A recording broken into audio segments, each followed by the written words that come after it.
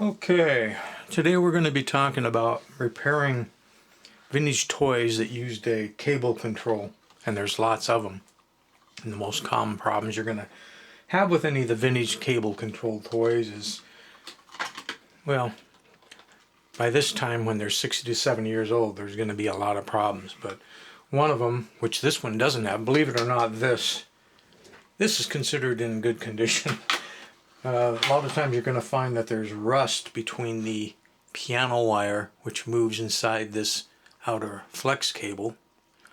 So you're going to have to remove that and probably replace it. You can order piano wire, eBay, Amazon, places like that. But what's going to happen is this outer coating, which I believe was a vinyl of some sort, is going to turn solid. So when you try to flex it or bend it, it just breaks. So what happens is near your battery controller part here, it's going to have broken and pulled out.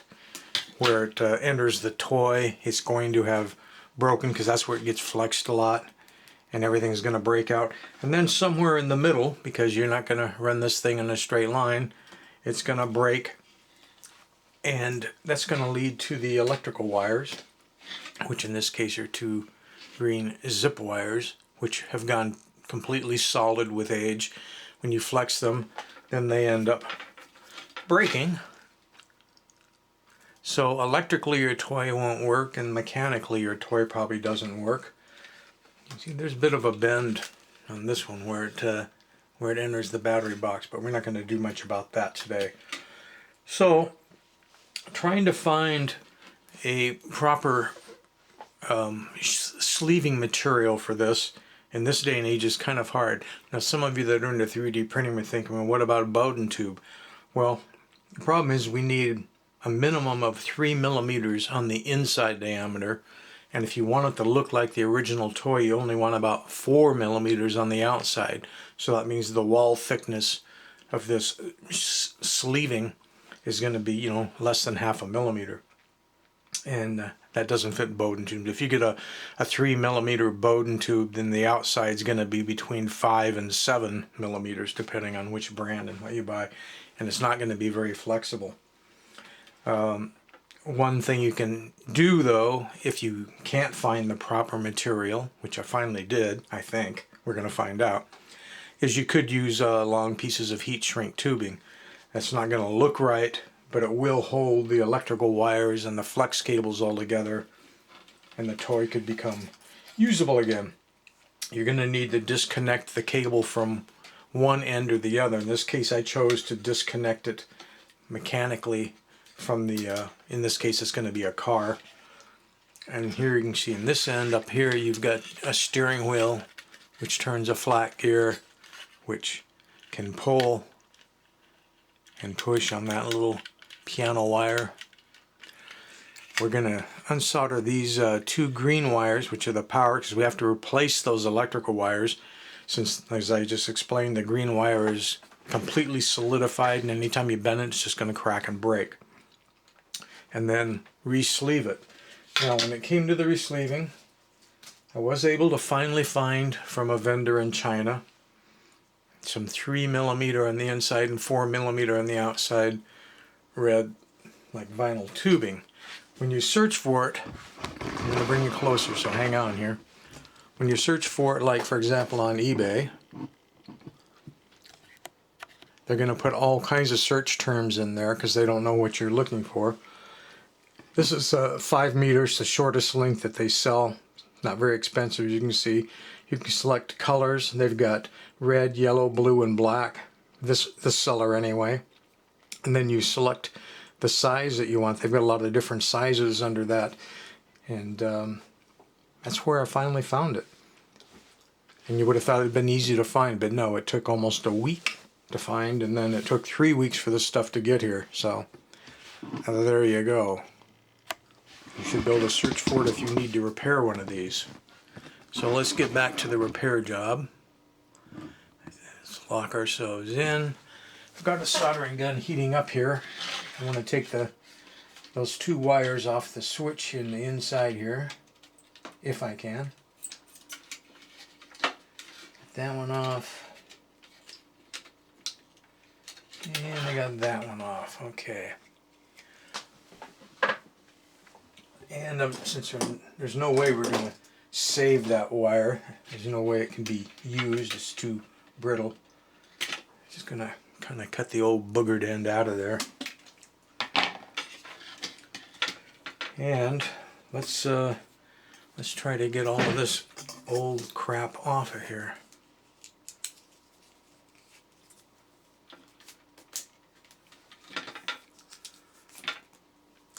Maybe I'll cut this end of this boogered wire off too.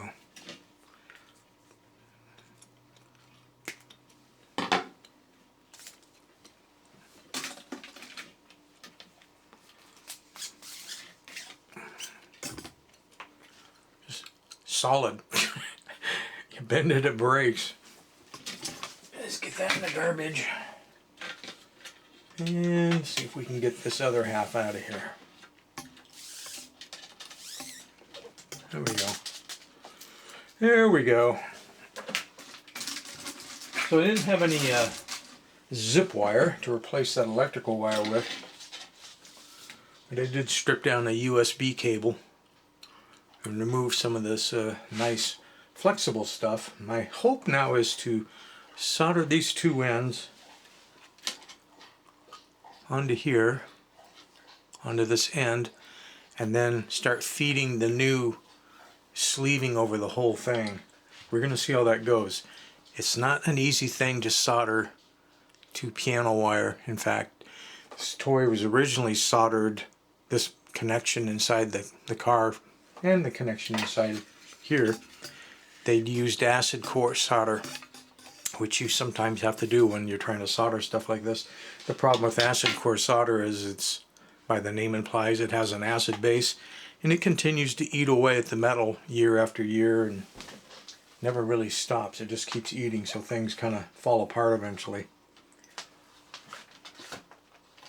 And in fact, this little wire here used to be a little bit longer when it was in the car, but the acid managed to eat it and drop it all off.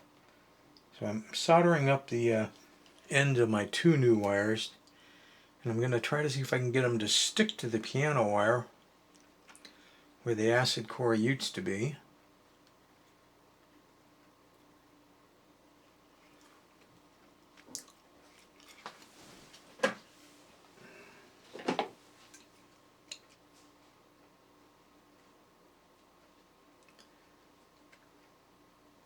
Trying to minimize the glob. Okay. Well, let's see what happens here. That. So I've got the wire soldered to the end of it. I'm going to start feeding the new thin wall tubing over all of this. So far so good.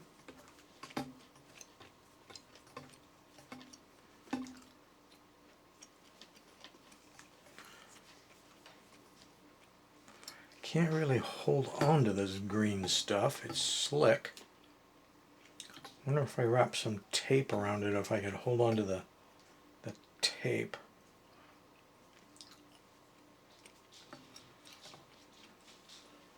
I'm going to have to try something.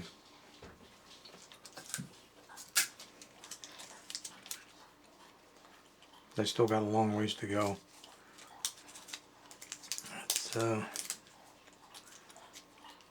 That'll give me something to hold on to.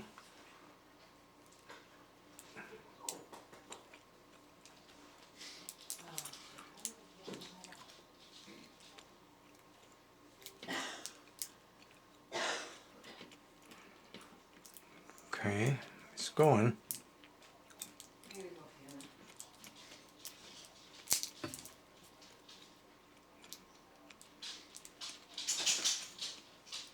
Even the tape is slipping.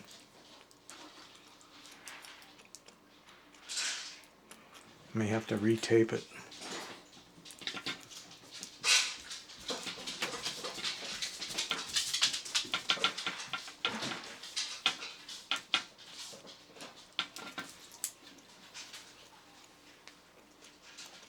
I'm getting there. About another 10 or so inches to go.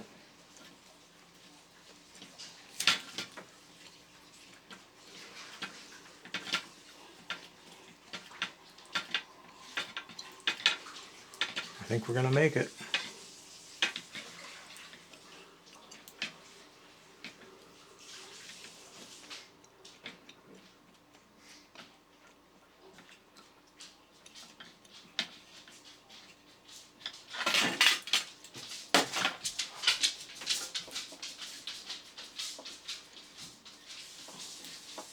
Should be coming out the other end here pretty soon. Yep, there it is. Right, I'm going to get this tape out of the way, if I can.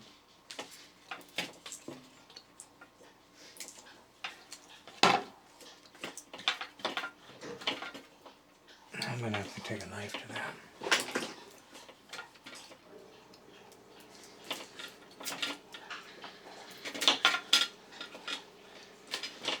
Okay. Before we get any closer, let's start the electrical wires through the hole. There we go. Now I think I can actually grab this end and I can pull on this and work this into place. Yes, that's working much better now that we've made it that far.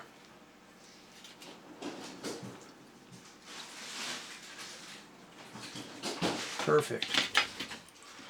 So here's the end that's going to go inside the toy. And here we've made it inside the control box. There's a little metal tab right there, which you bend down to hold that in place. But before I hold that down, because I want to be able to move it out of the way, I'll trim up these two electrical wires and solder them under their two contacts. So, in the next part of the video, we'll move on to reinstalling this end into the toy. But this would be the hard part. If you guys ever have to repair one of these, you now know where you can find the right tubing. If you have to replace the piano wire, you can order new. You can also lube it. If you wanted to pull the piano wire out of that flex thing, you could put some light 3-in-1 oil on there before you slide everything back together.